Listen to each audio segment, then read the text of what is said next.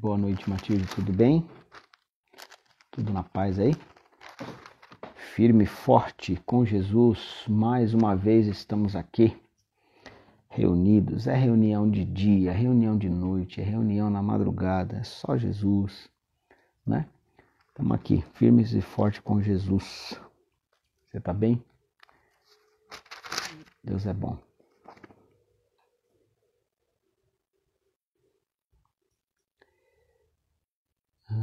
Deus é maravilhoso.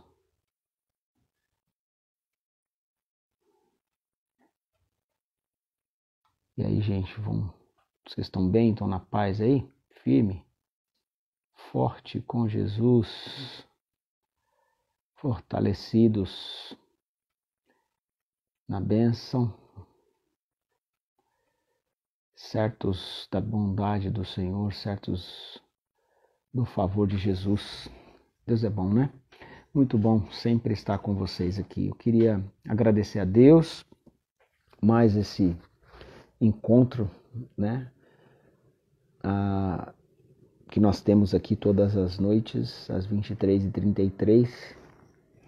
E eu queria orar a Deus e agradecê-lo por mais esse dia, tá bom? Vamos orar e agradecer e depois nós já quero entrar na mensagem. E é um texto muito conhecido que nós queremos meditar, né?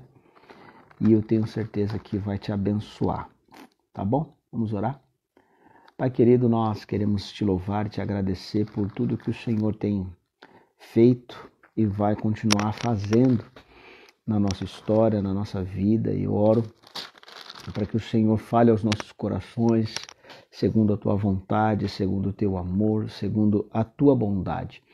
Queremos glorificar o teu nome, o teu senhorio, por nos permitir viver experiências diárias com o Senhor, ó Deus, e que essas experiências sejam um grande marco na nossa vida e que a partir dos nossos exemplos diários de todas as noites, nos reunimos ao pé da nossa cama, talvez, para orarmos juntos aqui como igreja, possam influenciar os nossos familiares, aqueles que são pais, possam ser esse referencial para os seus filhos, nesse momento tão importante que é um tempo de oração, que é o momento em que nós inclinamos o nosso coração para não só ouvir a sua voz pela tua palavra, mas também de colocarmos o nosso coração a partir dos nossos pedidos, entregando o nosso dia e também agradecendo ao Senhor pelo dia que tivemos, pelo novo dia que se inicia.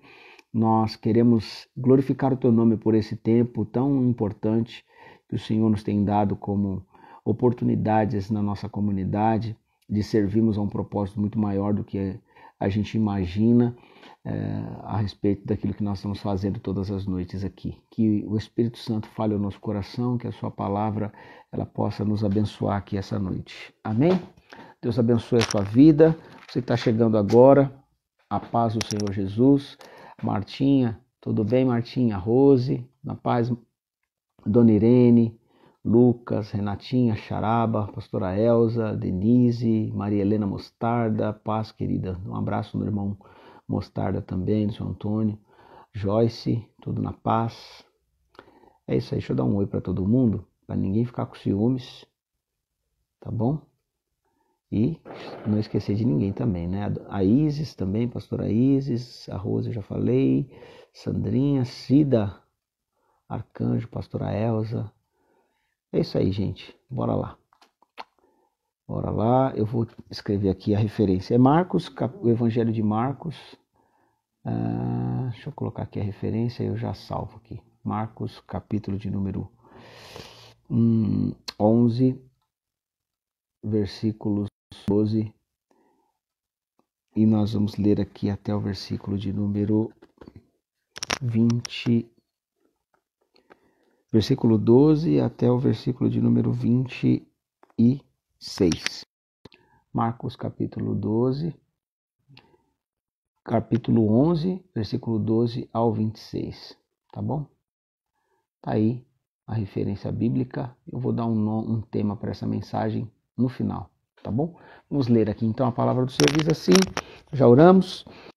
Presta atenção nesse texto e que você seja edificado a partir desta palavra. As palavras de Jesus têm poder, sabia disso? As palavras de Jesus têm muito poder. Você sabia que existe um poder grandioso nas orações que você faz? Quando você fundamenta a sua oração nas palavras de Jesus, entenda que esta oração, ela ecoa até a eternidade. Olha que loucura isso. E eu creio, né, que existe um poder de gerar vida a partir das palavras de Jesus. E eu creio que nessa noite nós vamos orar sobre isso, sobre esse texto, e vamos gerar vida onde talvez tenha significado de morte, de aborto, de esterilidade, de infertilidade. Eu creio no poder da palavra de Deus. Você crê nisso? Então, bora lá, vamos ler o texto. Quero falar rapidamente sobre isso. A figueira seca e a purificação do templo, né? É o tema aqui da minha mensagem. Não é esse o tema da mensagem, mas vamos lá. E no dia seguinte, quando saíram, versículo 12, tá bom? Evangelho de Marcos, capítulo 11, versículo 12 ao 26. E no dia seguinte, quando saíram de Betânia, teve fome. É Jesus que está falando isso, tá? Vendo de longe uma figueira que tinha folhas, foi ver se nela acharia alguma coisa. E chegando a ela, não achou senão folhas, porque não era tempo de figos. E Jesus, falando, disse à figueira: nunca mais coma alguém fruto de ti. E os seus discípulos ouviram isto. E vieram a Jerusalém. E Jesus, entrando no templo, começou a expulsar os que vendiam e compravam no templo, e derribou as mesas dos cambistas e as cadeiras dos que vendiam pombas, e não consentia que ninguém levasse algum vaso pelo templo. Versículo 17. E os ensinava, dizendo: não está escrito, a minha casa será chamada casa de oração por todas as nações? A minha casa será chamada por todas as nações casa de oração, mas vós a tendes feito covil de ladrões. E os escribas, os principais dos sacerdotes, tendo ouvido isto, buscavam ocasião para o matar, pois eles o temiam, porque toda a multidão estava admirada acerca da sua doutrina. E sendo já tarde, saiu para fora da cidade. E eles, passando pela manhã, viram que a figueira se tinha secado desde as raízes. E Pedro, lembrando-se, disse-lhe: mestre, eis que a figueira que tu amaldiçoaste se secou. E Jesus, respondendo, disse-lhe: tende fé em Deus, ou tende a fé de Deus, porque em verdade vos digo que qualquer que disser a este monte: ergue-te e lança-te no mar, e não duvidar no seu coração, mas crer que se fará aquilo que diz, tudo o que disser lhe será feito. Por isso também vos digo que tudo o que pedirdes em oração, credes que o recebereis e tê-lo-eis. E quando estiverdes orando, perdoai, se tendes alguma coisa contra alguém, para que o vosso Pai, que está nos céus, vos perdoe as vossas ofensas. Mas se vós não perdoardes, também o vosso Pai, que está nos céus, não vos perdoará as vossas ofensas. Amém? Irmãos, como a gente tem um tempo muito curto para esta live, e eu não quero me alongar, porque eu acho que você deve estar cansado de me ouvir, né? Ontem à noite eu já fiz a live, não foi? Hoje também já fiz uma live e agora estou aqui de novo 3 vezes direto. Me ouvir não deve ser bom não, deve ser ruim. Mas vamos lá. Olha que interessante, a Bíblia fala que em um dado momento da jornada de Jesus, ele está passando, né? Ele decide ir para uma cidade, né? Ele sai da cidade de Betânia e ele deseja se locomover. E nesta jornada de Jesus, você tem que levar em consideração algumas coisas. Todas as manifestações de Jesus de dirigir-se a um determinado carregava com ele nessa direção uma sempre carregava-se com ele, nessa direção ao qual ele estava se dirigindo, uma numerosa multidão. As pessoas estavam sempre cercando Jesus. O texto começa dizendo para nós que no dia seguinte, Jesus saindo de Jerusalém, né, ele vive a experiência no início do capítulo, uma entrada triunfal em Jerusalém. E aí, depois desse episódio que ele se achega em Jerusalém, ele vai entrando, saindo da cidade de Betânia, e a Bíblia fala que Jesus agora está dirigindo os seus passos na direção do templo, na direção do lugar da oração. Do lugar onde os judeus costumeiramente viviam essa experiência, sabe, de oferecer os seus sacrifícios para perdão dos seus pecados, pagar os seus votos. É o lugar onde tudo acontecia, o lugar da comunhão, o lugar da oração, o lugar onde eles consultavam a Deus, o lugar onde eles buscavam a palavra de Deus, o acesso às palavras de Deus, entende? Então, é interessante que o texto bíblico vai dizer que no dia seguinte, Jesus, depois que eles saíram de Betânia, a Bíblia fala que Jesus teve fome. Jesus teve fome e, vendo ele de longe uma figueira, ele observou que naquela figueira, ele olhou para aquela figueira, observando para aquela figueira, e viu que não existia frutos naquela figueira. E é assim que Cristo está olhando para mim e para você. Eu não sei se você consegue ter entendimento a respeito de alguns textos bíblicos. Nesse tempo aqui eu não vou conseguir falar teologicamente, né, de todos os pontos, mas de forma muito clara e objetiva, porque eu acredito que na linguagem que nós estamos vivendo como comunidade, né, não que a linguagem teológica não seja importante, ela é importante, mas mais do que a teologia que esse texto apresenta para nós, ele apresenta também uma relação muito clara e verdadeira diante de um Deus que está conosco, de um Deus que está também nos observando, de um Deus que está querendo se relacionar conosco. Ele está querendo se relacionar conosco no que diz respeito à nossa vida diária, à nossa comunhão e à nossa devoção com Ele. É interessante que eu observando esse texto, eu fico muito maravilhado com a forma com que Jesus, ele liberava algumas palavras, ele trazia o reino dos céus de forma tão acessível tanto para os doutores da lei, tanto para aqueles que julgavam ter muito domínio, né, e uma autoridade sobre o conhecimento bíblico, tanto para aqueles que tinham uma informação, de certa forma, limitada a respeito das Sagradas Escrituras. Não homens que eram indoutos, homens que eram simples, homens que tinham uma limitação no que diz respeito à profundidade do conhecimento das Sagradas Escrituras. E é diante desse cenário que essas multidões, que são pessoas indoutas, são pessoas que não têm tanto conhecimento, são pessoas simples, é o povo, são pessoas comuns, como eu e você. E a linguagem de Jesus é acessível para ambos os lados, né? Jesus fala para os discípulos a respeito desse texto e ele toca a vida daqueles que eram as autoridades.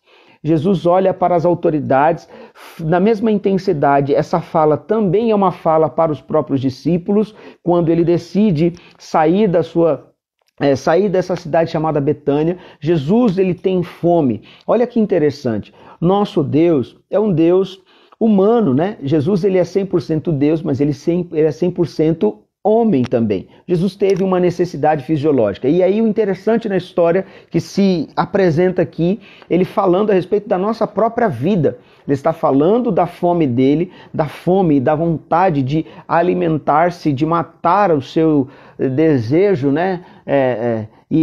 Biológico, da sua vontade e da sua necessidade biológica. Jesus olhando para aquela figueira. A figueira, a Bíblia traz para a gente que é uma das árvores, que é um grande símbolo de Israel.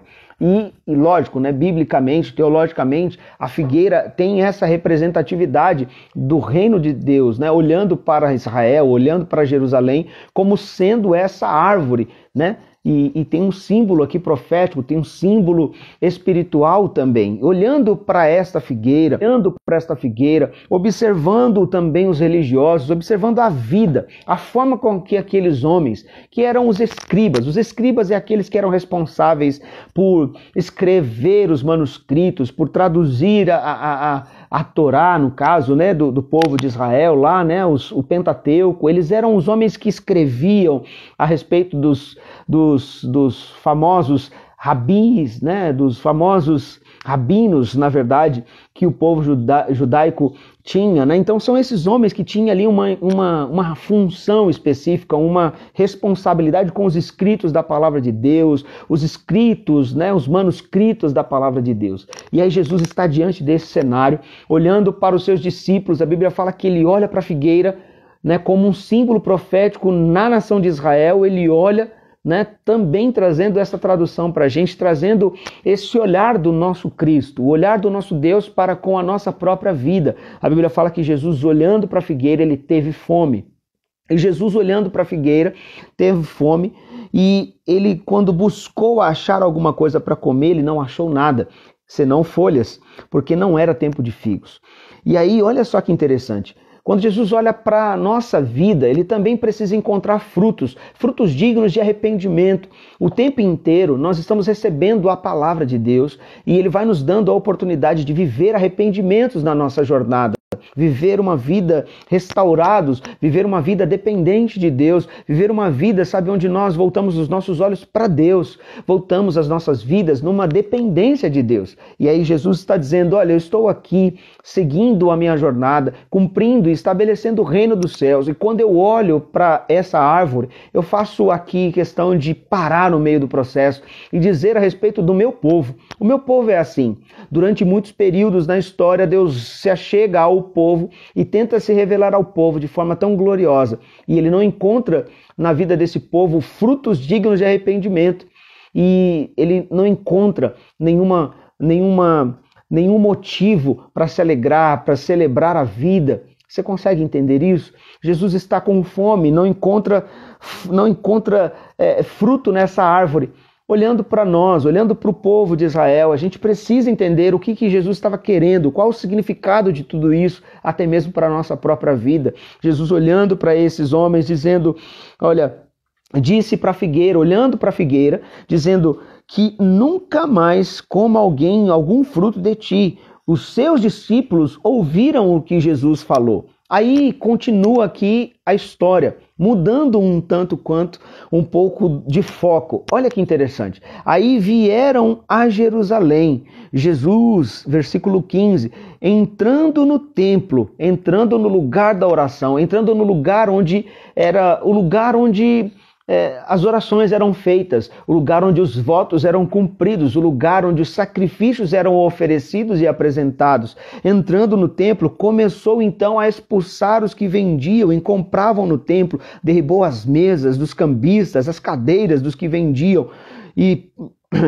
as pombas, e não consentia que ninguém levasse algum vaso pelo templo, e os ensinava, dizendo, não está escrito, a minha casa será chamada por todas as nações, casa de oração, mas vocês têm transformado ela em covil de ladrões. Muito pesado e muito forte. E olha só que interessante, versículo 18, os escribas, os príncipes dos sacerdotes, tendo ouvido o que Jesus falou, buscavam ocasião para o matar, pois eles o temiam, porque toda a multidão estava admirada da sua doutrina. Eu quero fazer um paralelo. É engraçado que Jesus, olhando para a figueira, viu que não tinha frutos na figueira, só tinha folhas naquela figueira. Então, ele está falando a respeito do povo, da nação de Israel, de Jerusalém. Está dizendo, o meu povo é assim. Muitas vezes eu me achego ao meu povo e não encontro frutos. Eu encontro desculpas, eu encontro comodidade, eu encontro muitas vezes, religiosidade, eu encontro na vida do meu povo um relacionamento superficial. Eu encontro na vida de alguns filhos esse relacionamento superficial. E o que Deus espera de nós é um relacionamento muito mais intenso, muito mais mergulhado na vontade de Deus, muito mais, devoto, muito mais entregue, muito mais profundo. E é o que Jesus está olhando para nós. Porque, olha que interessante, Jesus vai mostrar isso com o que ele faz nesse lugar onde eles se reuniam para orar. Na verdade, o propósito do templo era para orar, o lugar do templo era um lugar para se viver em comunhão, se viver a espiritualidade. E aí Jesus, ele fala que quando Jesus olha para a figueira, ele amaldiçoa a figueira e diz que nunca mais ninguém coma fruto de ti. E é interessante que o versículo de número 14 diz que os discípulos ouviram o que Jesus falou, que nunca mais ninguém iria comer fruto daquela figueira.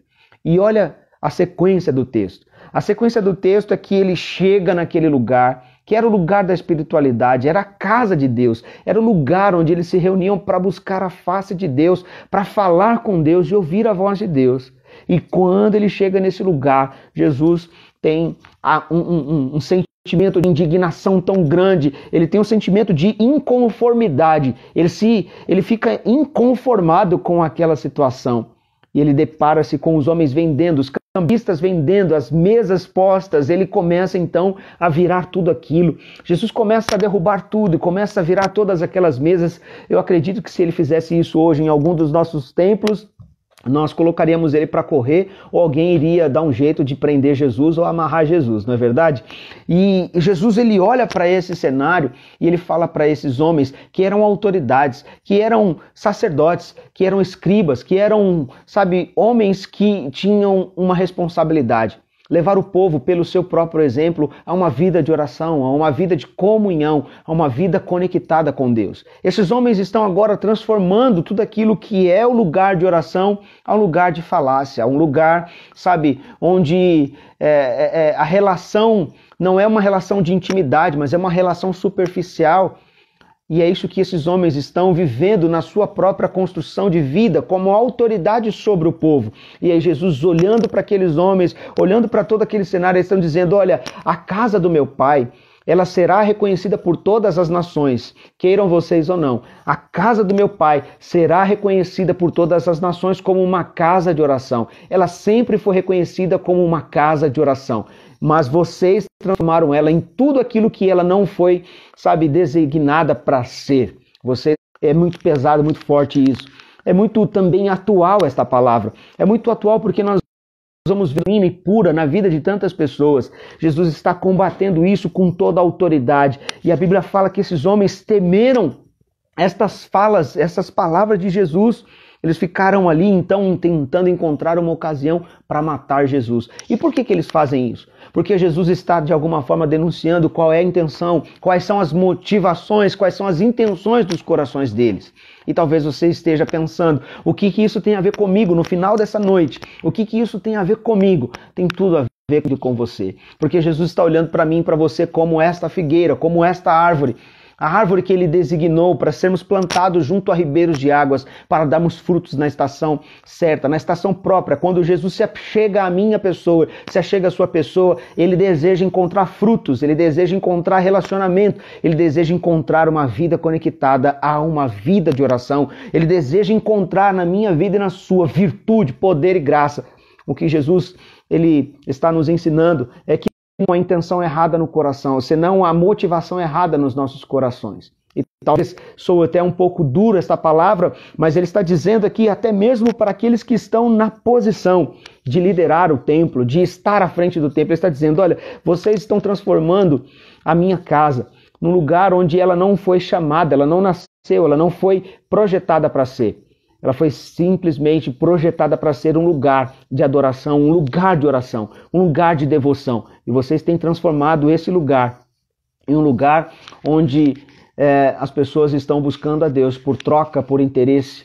A relação que vocês estão permitindo as pessoas viverem, essa motivação errada no coração de vocês, tem permitido que esses homens e essas mulheres vivam uma experiência superficial, porque vocês não dão exemplo. E Jesus, ele pega um tanto quanto pesado, isso é verdade. Mas Jesus está também trazendo uma palavra como um princípio de autoridade. Você lembra que Jesus disse para aquela figueira que nunca mais alguém coma fruto de ti? Em outras palavras, Jesus também está dizendo estas mesmas verdades para a vida de um homem e de uma mulher de Deus que não vive o arrependimento, não vive a experiência do arrependimento, o genuíno que ele tem. É assim que Deus está também nos dando uma oportunidade nessa noite.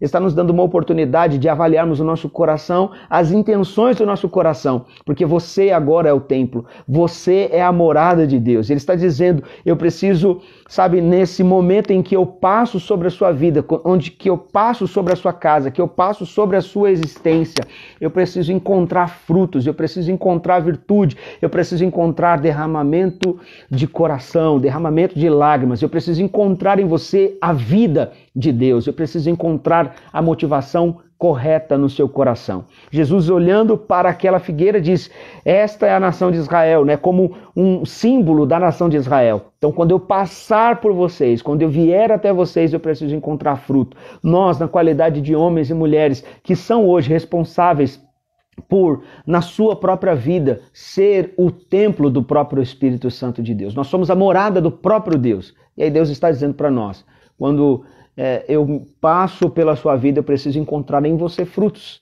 Eu preciso encontrar na sua construção, na sua identidade, eu preciso encontrar na sua comunhão, sabe, ser essa pessoa, ser essa árvore que dá frutos. Porque senão eu virarei os meus olhos para você e vou liberar também uma palavra, por não encontrar fruto, por não encontrar aquilo que eu tanto espero e desejo. Afinal de contas, a Bíblia diz que os nossos frutos não fomos nós que escolhemos a Deus, mas foi Ele que escolheu a cada um de nós.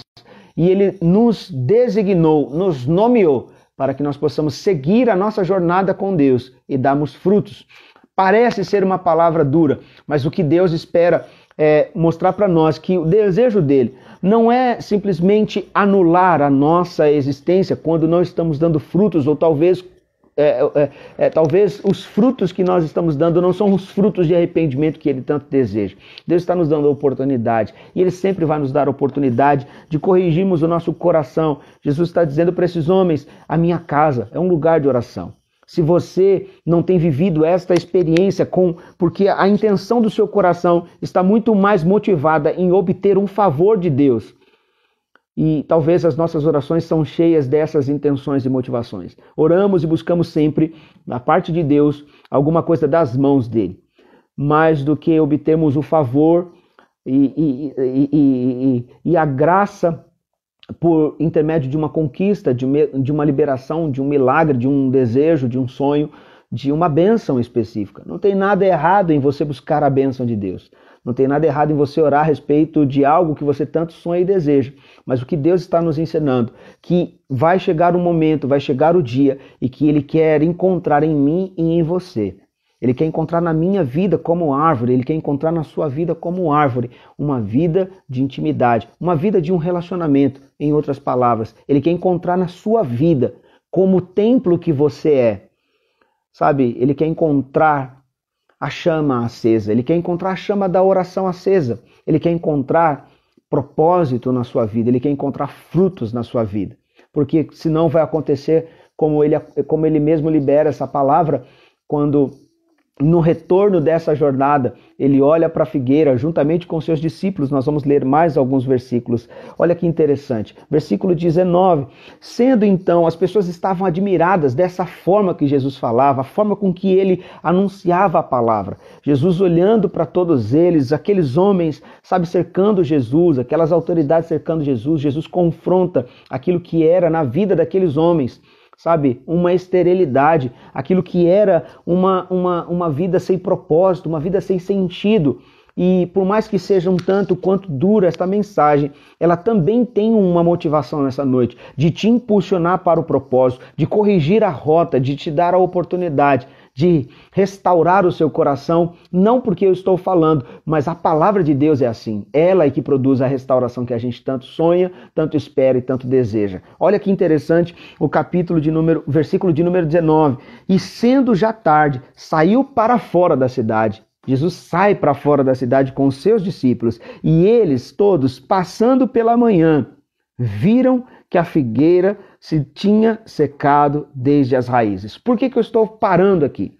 Estou parando aqui para que vocês entendam. Jesus disse para aquela figueira, quando ele está saindo da cidade de Betânia, chegando diante daquela figueira, Jesus disse que nunca mais ninguém comeria algum fruto daquela árvore, que não deu fruto, observou e desejou comer frutos. E agora a gente vê essa palavra de Jesus no mesmo instante, no mesmo dia, no final da tarde. Aquela árvore que estava com folhas, estava com alguma perspectiva e alguma projeção de vida, com as folhas verdes, sabe? Os discípulos olham para aquela árvore e agora eles não encontram nela nada, não encontram nenhum símbolo, nenhuma semente de vida. A Bíblia fala que aquela figueira se secou desde as raízes. E isso é para que a gente entenda o poder da palavra de Jesus. Existe um poder nas palavras de Jesus e esse poder ele tem validade para os nossos dias. E da mesma forma que Jesus amaldiçoou aquela figueira e agora os discípulos estão atônitos, estarrecidos porque de fato se cumpre a palavra de Jesus. E eu quero dizer para você que nesta noite Jesus está liberando palavras na minha vida e na sua vida, não como um sentido de correção, está sim, talvez corrigindo o coração de alguns de nós, talvez até mesmo o meu coração, mas ele também está produzindo em nós algo maravilhoso para um tempo e para um futuro maravilhoso. Olha a continuação do texto, versículo de número 20, diz assim, versículo 21, e Pedro então lembrando-se, disse-lhe, mestre, eis que a figueira que tu amaldiçoastes, ela se secou. Versículo 22, Jesus está ali, Pedro está interrogando Jesus, Pedro está ali de alguma forma estarrecido diante do acontecimento, e Jesus está olhando para ele dizendo, Pedro, e Jesus respondeu no versículo 22, disse-lhes, tendes a fé de Deus em vocês, tenho a mesma fé de Deus em vocês. Jesus está produzindo uma mensagem aqui nessa noite, para mim e para você. Tenho a mesma fé, tenho a mesma relação que vocês estão vendo em mim, que vocês tenham o mesmo nível, a mesma intensidade de fé relacional com o próprio Deus. Tenho a fé de Deus em vocês. E é isso que eu quero nessa noite, orar e gerar com você. Eu queria que você glorificasse a Deus. Jesus está dizendo para mim e para você nessa noite, tenham a mesma fé de Deus operando em vossos corações. Ou seja, que fé é essa? É uma fé que é viva, é uma fé que Deus encontra sempre virtude, é uma fé que Deus encontra sempre coragem, sempre disposição, é uma fé que Deus olha para mim e para você e consegue encontrar, meu irmão, motivos de alegria, de prazer, de satisfação. Tenham a mesma fé. Jesus dizendo para os discípulos, tenham a mesma fé de Deus em vocês. Tenham a mesma fé de Deus em vocês. Porque em versículo 23, em verdade eu vos digo que qualquer um de vocês que disser a este monte, ergue-te e lança-te no mar, e não duvidar no seu coração, mas crê que se fará aquilo que diz. Tudo o que disser lhe será feito. É isso que eu quero falar para você nessa noite. Jesus, olhando para os discípulos, está dizendo o seguinte, tenham a mesma fé de Deus em vocês. Não sejam como os escribas, não sejam como os fariseus, não sejam como esses sacerdotes que buscam se relacionar na superfície, mas vivam uma vida profunda de intimidade, uma vida encharcada numa relação devocional, numa relação de oração intensa, viva, de uma oração totalmente entregue ao seu Deus. Tenham essa mesma fé. Sendo assim, qualquer um de vocês, vivendo esta relação, em verdade eu vos digo, que qualquer um de vocês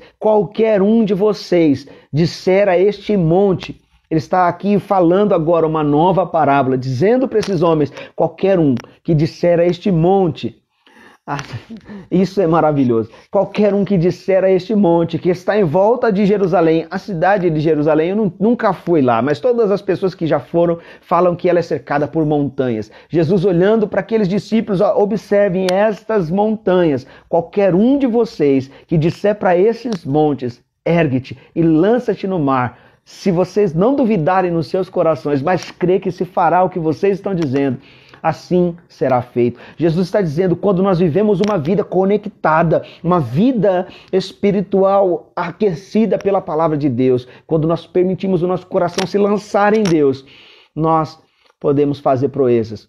não por causa da nossa capacidade, não por causa daquilo que a gente pode produzir, né, de forma material, de forma, sabe, externa a respeito da nossa vida.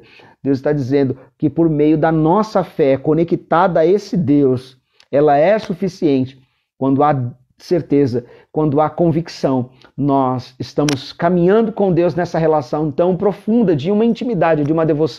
Se vocês crerem, vocês vão dizer para esses montes, e eu quero orar por você nessa noite, que você possa dizer para esses montes que estão à sua volta, tentando de alguma forma paralisar a obra de Deus em você, paralisar o seu coração, paralisar as suas ações. Talvez você está diante de um cenário tão adverso e que você não sabe como fazer para esse problema sair do seu caminho.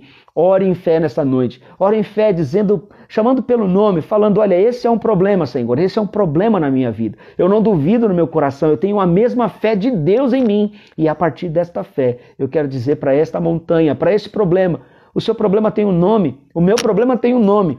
Então que você possa orar e dizer, ergue-te e lança-te no mar. Não duvide no seu coração, mas creia que o Senhor fará aquilo que se diz.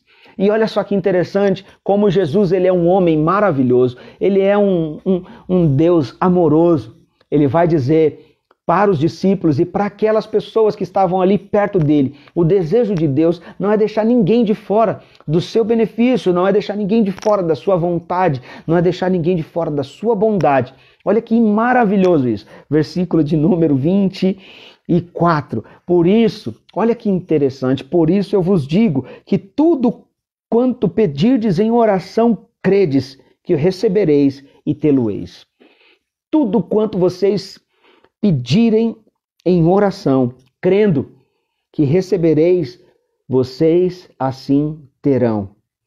Tudo quanto vocês pedirem em oração, crendo, vocês receberão e terão sobre a vida de vocês. Esse é o Deus maravilhoso. Jesus está dizendo, em outras palavras, quando nós vivemos a nossa vida relacional com a intenção certa, com a motivação correta no nosso coração, nós somos homens e mulheres imparáveis. Os montes de problemas não podem nos deter.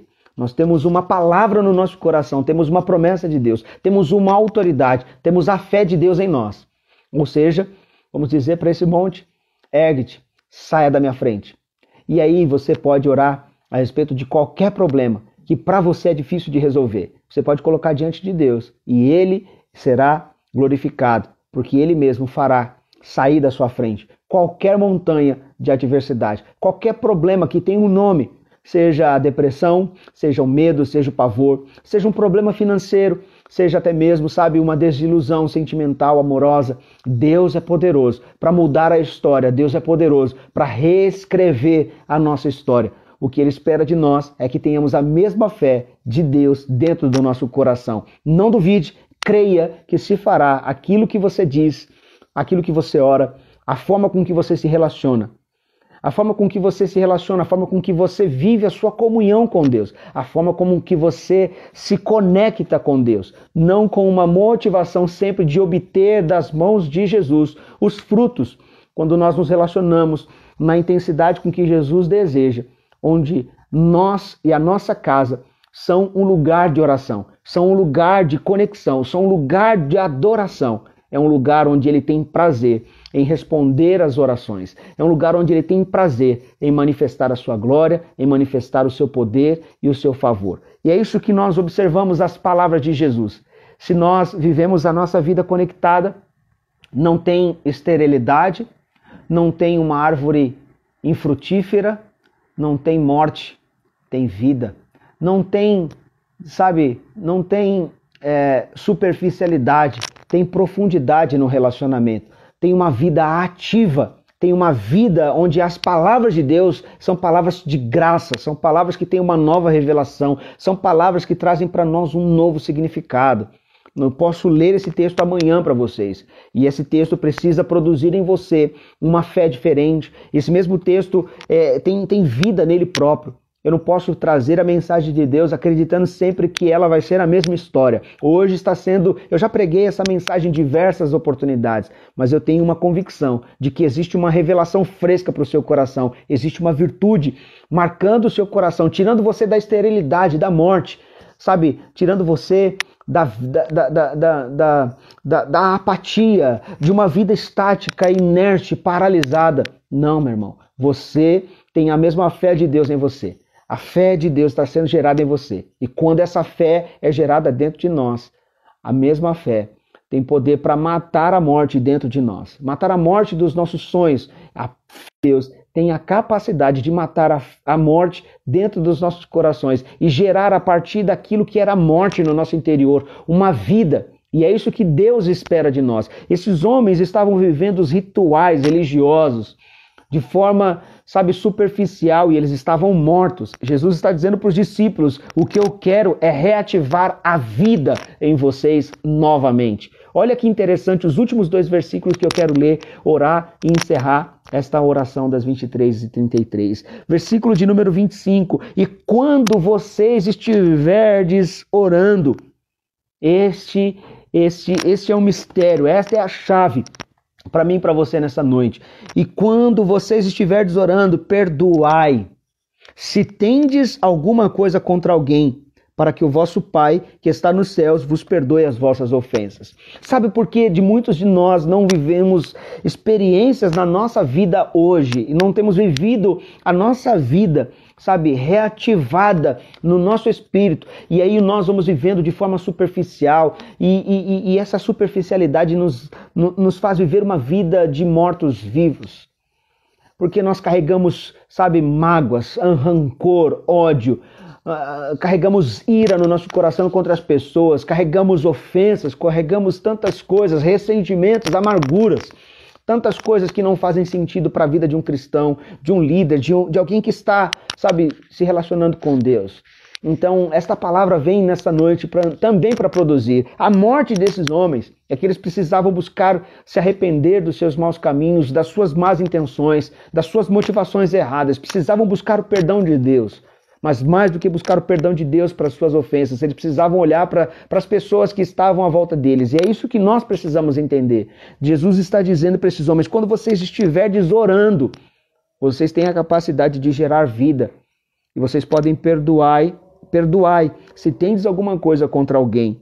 É contra as pessoas, é dentro dos nossos relacionamentos que nós estamos muitas vezes aprisionados. Jesus está dizendo: tendes alguma coisa, se perdoai, se tendes alguma coisa contra alguém, para que o vosso Pai, que está nos céus, vos perdoe as vossas ofensas. Muitos de nós queremos sempre receber o perdão de Deus. E de fato nós recebemos. Há mais de 2000 anos atrás, Jesus disse para nós, ele nos perdoou na cruz do Calvário. As últimas palavras de Jesus disse para aqueles homens que o crucificaram, para a religião que o crucificou, disse assim: Pai, perdoa eles, porque eles não sabem o que fazem. Nós já recebemos o perdão de Deus há mais de 2000 anos na cruz do Calvário. Perdão para os nossos pecados. Reconciliamos a nossa vida com Deus. Mas agora ele está dizendo: desta forma, quando vocês perdoam os homens feitos à imagem e semelhança de Deus, na mesma intensidade, existe um perdão de Deus liberado sobre a sua vida. Nós queremos muito o perdão de Deus, mas nós não queremos perdoar aqueles que nos ofendem, aqueles que de alguma forma nós temos alguma diferença. Que você seja um instrumento de Deus. Amém? Que você seja um instrumento de Deus. E ser um instrumento de Deus muitas vezes é passar por cima do seu orgulho, é passar por cima do seu ego, é passar por cima de muitas coisas para perdoar as pessoas. Para buscar o perdão por alguma coisa que você cometeu, por alguma ofensa que você cometeu. Ofensas que muitas vezes não são públicas, elas são, sabe, escondidas, são às escuras. Mas Deus conhece o que você carrega e que tem pesado você na sua caminhada.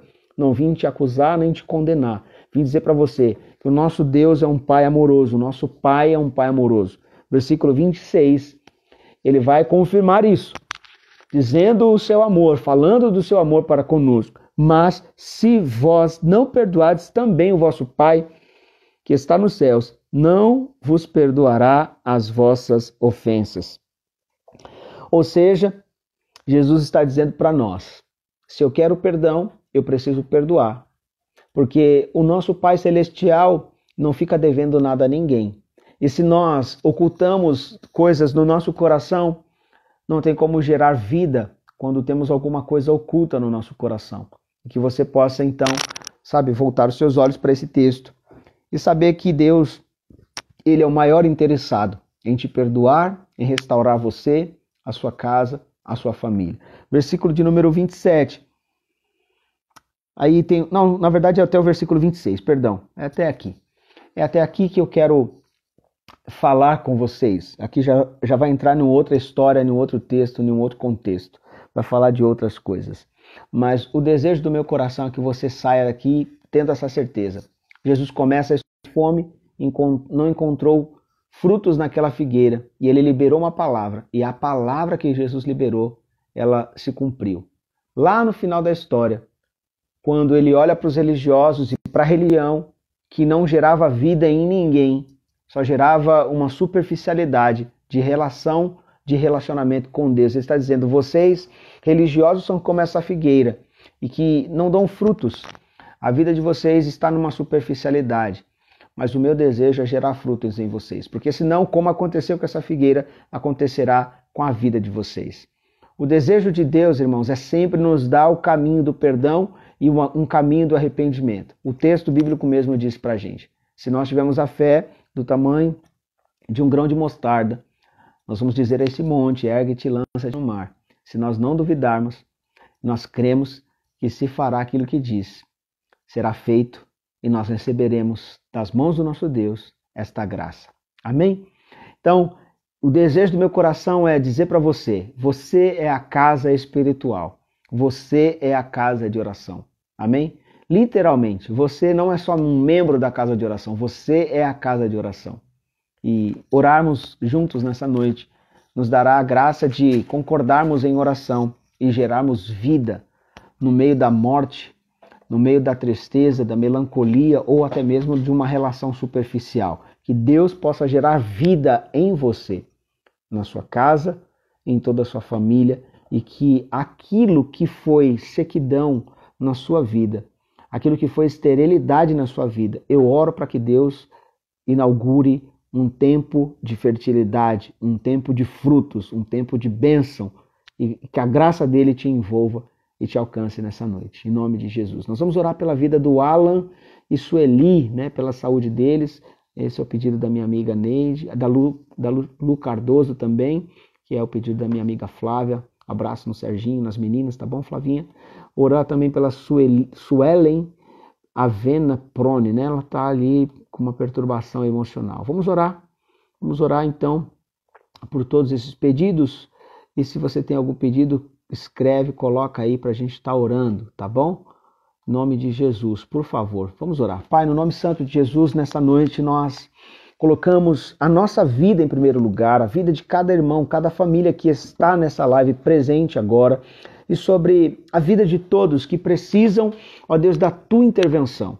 Oramos pedindo que o teu favor seja sobre as nossas casas, sobre as nossas famílias, que o Senhor, ó Deus, continue abençoando a vida de cada servo que aqui está, e que o Senhor possa gerar vida, porque foi para isso que o Senhor nos tem chamado. Essa live é uma live onde nós nos reunimos todas as noites para orarmos uns pelos outros, para intercedermos uns pelos outros. E por isso, nesta hora, eu oro.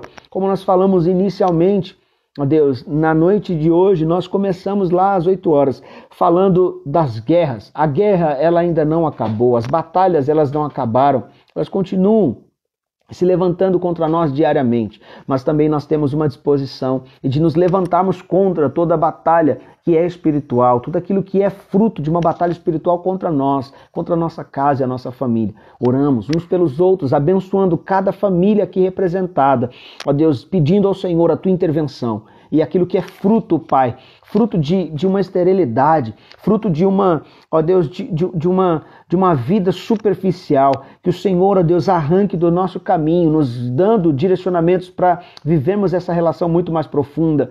Ó Deus, é isso que o Senhor deseja, é isso que o Senhor espera de cada um de nós, que o teu Espírito Santo possa visitar os nossos corações, matando, Senhor, ó Deus, toda a semente que tem sido, ó Deus, gerada dentro de nós como uma semente de morte, semente de morte por palavras, por pensamentos, que o Senhor, ó Deus, anule essas sementes da vida dos meus irmãos, de cada servo que aqui está presente, que o Senhor cancele tudo isso.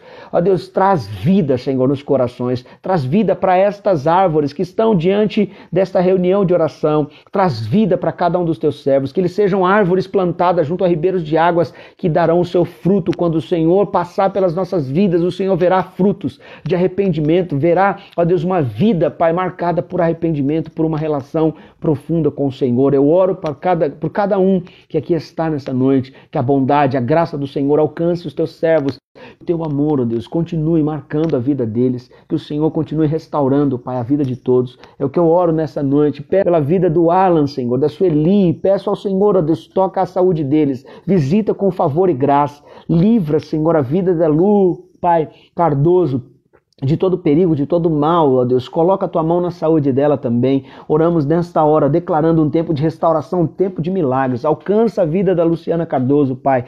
Toma, Senhor, a vida dela nas tuas mãos, restaura a saúde dela, Pai, livra do perigo, livra de todo o mal, alcança a vida emocional da Suelen, Pai, coloca a tua mão poderosa, livra ela de toda perturbação, todo fruto maligno de engano sobre a vida, ó Deus, da Suelen, bate em retirada, em nome de Jesus. Nós cremos no poder restaurador do Senhor sobre a vida dela. Trabalha mesmo, Senhor, nas suas emoções e coloca a ordem, Senhor, no meio do caos existencial desta jovem, desta pessoa. Ó Deus, oramos também para que o Senhor, ó Deus, em nome de Jesus, ó Deus, que o Senhor continue abrindo portas, ó Deus, que o Senhor continue restaurando, que o Senhor continue abençoando, Senhor, a vida, ó Deus, de todos que estão, ó Deus, vivendo essa experiência, Pai, de estar com suspeito, até mesmo com esta enfermidade, Pai, o Covid-19. Que o Senhor ponha a tua mão sobre a vida do Leandro, Pai, restaura a saúde dele, Pai.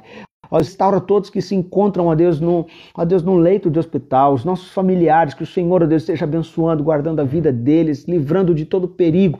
Toma, Senhor, a vida da Margarete, que está internada, Pai. Põe a tua mão poderosa sobre a vida do Mateus, Pai. Abre as portas de emprego, Pai, sobre a vida dele. Que o Senhor abençoe, ó Deus, restaurando a saúde de quem precisa nessa noite. Unimos a nossa fé, oramos, intercedemos com as nossas mãos erguidas, crendo, Pai, na restauração, na bênção do Senhor que enriquece. Ela não acrescenta dor alguma, Senhor, sobre a vida dos teus filhos. Que o Senhor fortaleça cada um na comunhão, que o Senhor, ó Deus, fortaleça, ó Deus, a vida de cada um na comunhão contigo. Nós abençoamos, declaramos, Pai, o teu povo abençoado, feliz, como árvore plantada junto aos ribeiros de águas. Que o Senhor dê o seu fruto, Pai, que o Senhor estabeleça os teus frutos sobre a vida de todos que aqui estão presentes. Muito obrigado, Pai, pela vida da Dona Arlete, que está conosco orando aqui, Pai, nessa noite. Que a tua bondade alcance a sua casa, a sua família, a vida da Rosa, de todo, ó Deus, do Manuel, do Manuelzinho, toda a família Correia, Senhor, alcança de perto, de longe os teus filhos onde eles estão,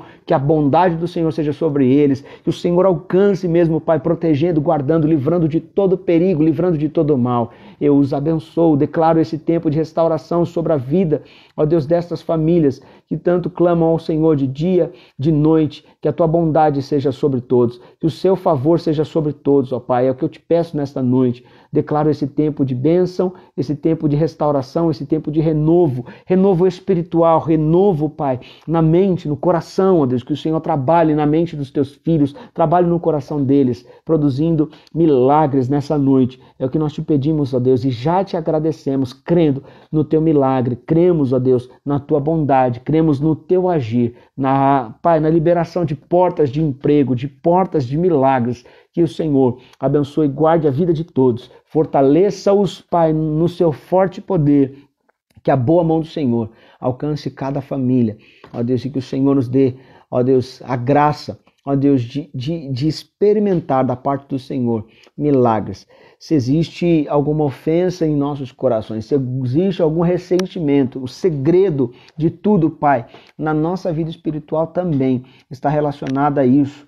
Ó Deus, se existe algo, ó Deus, que os meus irmãos precisam, Pai, ser fortalecidos para perdoar, ó Deus, e buscar, ó Deus, deixar os ressentimentos de lado. Que o Senhor, ó Deus, dê virtude, coragem, uma porção de fé necessária para cada um, a fim de que cada servo do Senhor viva essa experiência do perdão do Senhor. Nós muitas vezes nos sentimos acusados porque não conseguimos lidar bem, ó Deus, quando temos que pedir perdão para alguém. que o Senhor, ó Deus, traga a semente de fé. Ó Deus, essa semente de fé que encoraja, que produz vida, que produz restauração dentro de nós. Ó Deus, a Tua palavra nos garante que existe um poder na Tua palavra. Jesus, Pai, produziu isso nessa noite em nossos corações. Eu creio que esta palavra nessa noite tem poder, ó Deus, de anular, ó Deus, toda e qualquer acusação na vida de cada um que aqui está. O Senhor é poderoso para produzir vida. É isso que nós queremos nessa noite. Declarar sementes de vida. Tudo aquilo que, ó Deus, um dia foi sequidão, morte, esterilidade, como aquela árvore que não tinha frutos quando Jesus passou por ela. Talvez na nossa vida, por alguns problemas internos, talvez muitos de nós vivemos essa experiência de não produzir frutos em vários aspectos, em várias áreas da nossa vida. Nós temos visto a nossa vida ser superficial, rasa, ó Deus, não por nós, mas por aquilo que está acontecendo à nossa volta. Hoje nós decidimos, ó Deus, romper com tudo isso que significa morte, sequidão e esterilidade.